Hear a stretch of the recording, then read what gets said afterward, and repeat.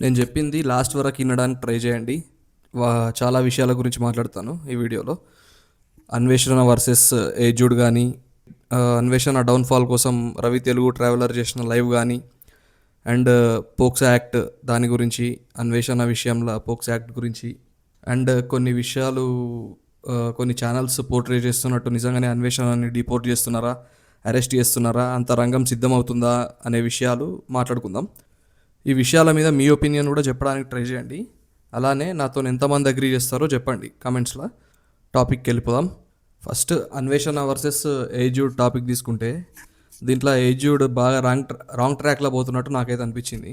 ఎందుకంటే స్టార్టింగ్ ఏదో సరే వాని గురించి ఏదో వీడియో పెట్టిండు, ఆ వీడియో పెట్టాల్సింది ఎట్లా ఈయన స్టైల్లో పెట్టాల్సింది అనిపించింది. ఎట్లా మొత్తం కంప్లీట్గా విశ్లేషణ చేసి దాని మీద ఏమేం చేస్తాడు, అసలు ఎందుకు ఇట్లా కాంట్రవర్సీస్ క్రియేట్ చేస్తాడు అనే దాని మీద వీడియో క్రియేట్ చేయాల్సింది. కానీ అట్లా చేయకుండా కొన్ని మాటల్ని పట్టుకొని దాని మీద వీడియో చేసిండు. ఓకే, అది కూడా ఖండించిండు, కానీ వీడియో డిలీట్ చేసిండు వెంటనే.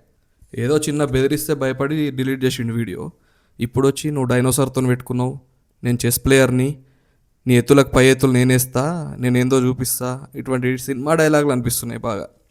సినిమా డైలాగులు కాకుండా తన ఓన్ స్టైల్లో వీడియోలు చేస్తాడు కదా, ప్రతిదాన్ని అనలైజ్ చేసి అసలు ఏం జరుగుతుంది, ఎందుకు ఇట్లా అవుతుంది అని ఆ స్టైల్లో పెట్టుంటే ఇంకా మంచిగా ఉండేది అనిపించింది నాకైతే.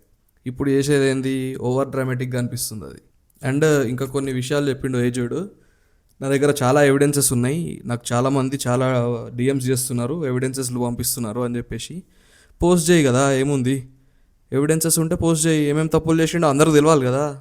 వాడు వచ్చి నిన్ను నీ ఫ్యామిలీని అబ్యూజ్ చేసేదాకా చూస్తూ ఊరుకొని తర్వాత పోస్ట్ చేస్తావా ఏంది, నాకు అర్థం కాదు. ఇప్పుడైనా మేల్కొని మంచి వీడియో అనలైజ్ చేసి వాడు ఇట్లా ఎందుకు చేస్తున్నాడు, వీని ప్యాటర్న్ ఏంది, ఎక్కడి నుంచి స్టార్ట్ చేసిండు కాంట్రవర్సీలు క్రియేట్ చేయడం, ఇవన్నీ విశ్లేషించి చెప్తే మంచిది ఆడియన్సెస్కి.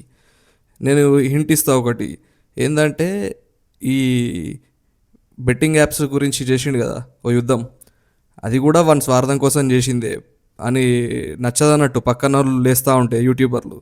సో వాళ్ళ డౌన్ఫాల్ కోసం చేసిన పోరాటం అది తప్ప నిజంగా జనాల కోసం చేసింది కాదు.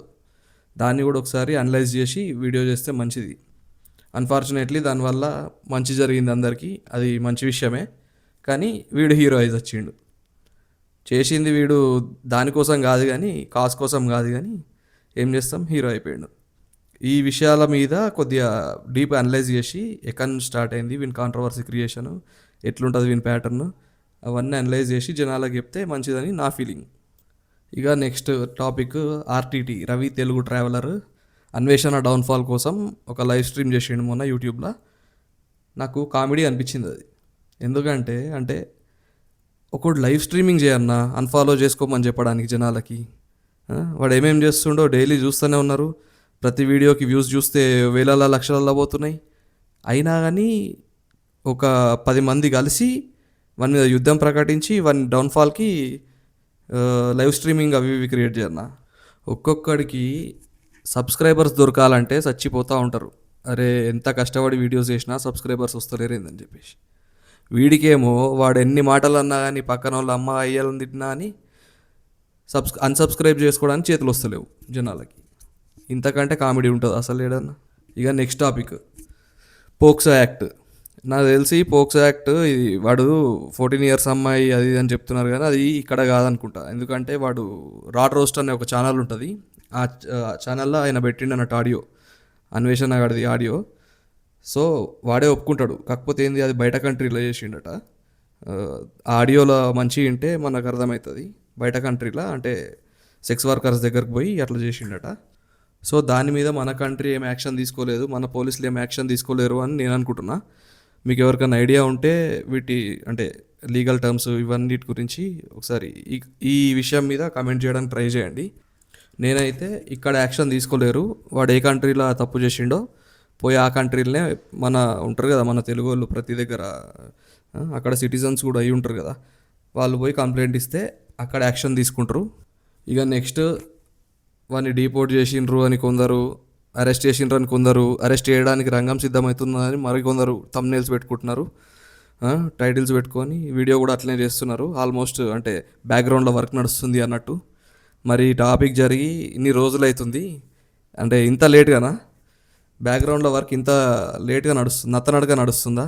నాకు తెలిసి అటువంటి వర్క్లు ఏం నడుస్తలేవు బ్యాక్గ్రౌండ్లో. ఇదేదో మన ఈగో సాటిస్ఫై చేసుకోవడానికి మనం చెప్పుకునే కథల్లా ఉన్నాయి అంతే తప్ప ఒక ప్రోగ్రెస్ కూడా లేదు. వాడు మంచిగా ఎంజాయ్ చేస్తూనే ఉన్నాడు. మళ్ళా నిన్ననో ఇవాళ లైవ్ పెట్టిండు ఆడోళ్ళతోని, లేడీస్ ఓన్లీ లైవ్ అన్నమాట. జనాలు మంచిగానే వచ్చిండ్రు. కొందరు అలిగేషన్స్ ఏంటంటే వాడు డబ్బులు ఇచ్చి తెప్పించుకుంటున్నాడు అట్లా, వాని గురించి పాజిటివ్ రావడానికి అని చెప్తున్నారు. సరే అట్లనే అనుకుందాం. పోనీ మరి వాని అకౌంట్లో ఇంకా 20 లక్షలు సబ్స్క్రైబర్స్ ఎందుకున్నారు? 22 లక్షలు సారీ. ఇది ఒక యూట్యూబ్కి సంబంధించిన అకౌంట్. ఇన్స్టాగ్రామ్లో ఇంకా కొన్ని లక్షలు ఉన్నారు. ఎందుకు ఇంతమంది ఇంకా ఎందుకు ఫాలో అవుతున్నారు వాన్ని? అంటే సపోర్ట్ చేస్తున్నారు వాన్ని, డబ్బులు ఇచ్చి మాత్రమే సపోర్ట్ కొనుక్కుంటలేడాడు. బ్యాక్గ్రౌండ్లో అన్ని సపోర్ట్ చేసేటోళ్ళు చాలామందే ఉన్నారు అనిపిస్తుంది. మొన్న అంటే రీసెంట్గానే జరిగినాయి కొన్ని ఇన్సిడెంట్స్. ఒక అమ్మాయి ఏమో యూట్యూబ్లో చిన్నపిల్లల మీద అత్యాచారాలు చేయండి కుల్లా స్టేట్మెంట్స్ ఇచ్చేస్తుంది. మళ్ళా ఇంకొకడేమో ఒక షోలో అంటే అమ్మా నాన్న ఇంటిమేసీలు ఉన్నప్పుడు నువ్వు పోయి చూస్తూ ఉంటావా, చూస్తూ ఉండి వెళ్ళిపోతావా, లేకపోతే వాళ్ళ మధ్యలో దూరి వాళ్ళతో కంటిన్యూ చేస్తావా ఇంటిమేసీ అన్నట్టు అడుగుతాడు క్వశ్చన్. అయ్యో, ఇంత దారుణంగా మాట్లాడిన వాళ్ళని వీళ్ళనే హీరోలు చేసిండ్రు జనాలు కొందరు. వచ్చింది వీళ్ళకి హేట్ బాగా వచ్చింది. నార్మల్ పీపుల్ నుండి అయితే దారుణంగా హేట్ వచ్చింది. కానీ ఎక్కడైతే ఈ డార్క్ హ్యూమరు, ఈ జాన్రా కైండ్ ఆఫ్ పీపుల్ ఉంటారు కదా, వీటిని సపోర్ట్ చేసేవాళ్ళు, వాళ్ళ నుంచి అయితే ఘోరంగా సింపతి వచ్చింది. వాళ్ళ దృష్టిలో వీళ్ళు హీరోలు అయిపోయినారు. ఇప్పుడు ఇంత ఘోరంగా కామెంట్స్ చేసిన వాళ్ళు మన ఇండియాలోనే ఉన్నారు. మళ్ళీ వాళ్ళనే ఏం చేయలేకపోయినరు. ఇప్పుడు ఎక్కడనో తిరుగుతున్నోని పట్టుకొచ్చి డిపోర్ట్ చేసి అరెస్ట్ చేసి శిక్షలు వేసే సీన్ లేదని నాకైతే అనిపిస్తుంది. ఇప్పుడు ఏజూడ్ లాంటి పెద్ద యూట్యూబర్స్ ఎక్స్పోజ్ చేస్తే మంచిది. అనవసరంగా కోపంతో రగిలిపోయి వీడియోస్ చేసేదానికన్నా వాడిని ఎక్స్పోజ్ చేస్తే జనాలు అర్థం చేసుకుంటారు. కొద్దిగా ఈ గుడ్డిగా సపోర్ట్ చేసే వాళ్ళన్నా తగ్గుతారు. ఇది భయ్యా నా ఒపీనియన్. ఎంతమంది అగ్రీ చేస్తారు మెన్షన్ చేయండి కామెంట్లో. వాడికి శిక్ష పడి కేవలం కాంట్రవర్సీల మీదనే బతికేటోళ్ళు, ఎదగద్దు అని కోరుకునేటోళ్ళలో నేను ఒకడిని. So let's hope for the best. ఈ బ్యాక్గ్రౌండ్లో జరిగే రంగం సిద్ధం అవ్వడు ఇదంతా నిజమే అయితే బాగుంటుందని నేను కూడా అనుకుంటున్నా, హోప్ చేస్తున్నా. కాకపోతే ప్రోగ్రెస్ అనేది కనబడాలి. అప్పుడే మనకు కూడా నమ్మకం ఉంటుంది ఎప్పుడోసారి వాడిని కంపల్సరీ ఇండియాకి పట్టుకొచ్చి శిక్షిస్తారని చెప్పేసి.